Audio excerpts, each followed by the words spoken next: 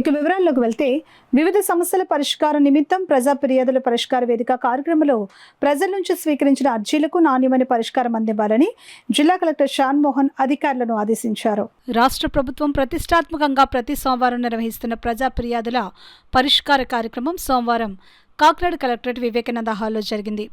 ఈ కార్యక్రమానికి జిల్లా కలెక్టర్ షాన్ మోహన్, జేసీ రాహుల్ మీనా, జిల్లా రెవెన్యూ అధికారి J Venkatrao, SC corporation ED D Peddiraju, SSA PO Venugopalarao ఇతర అధికారులతో కలిసి హాజరై జిల్లా చుట్టుప్రక్కల నుంచి వచ్చిన ప్రజల నుంచి వినతులు, అర్జీలను స్వీకరించారు. ఈ అర్జీలను ఆయా శాఖల అధికారులకు సూచిస్తూ వాటిపై సత్వరం సమగ్రమైన సంతృప్తికరమైన పరిష్కారాలు అందించాలని అధికారులను ఆదేశించారు. ఈ సందర్భంగా జిల్లా కలెక్టర్ షాన్ మోహన్ మాట్లాడుతూ ప్రజలలో సంతృప్తి స్థాయిని పెంచేలా పీజీఆర్ఎస్ కార్యక్రమంలో అందిన అర్జీలను క్షుణ్ణంగా పరిశీలించి పరిష్కరించాలని అన్నారు. పరిష్కరించిన దరఖాస్తులను జిల్లాధికారి ఆడిటింగ్ చేయాలని ఆయన సూచించారు. జిల్లా స్థాయి అధికారి ఆడిట్ చేసి నివేదిక పంపించిన తరువాత వాటిని రాష్ట్ర స్థాయిలో ఆడిట్కి పంపించడం జరుగుతుందని ఆయన తెలిపారు.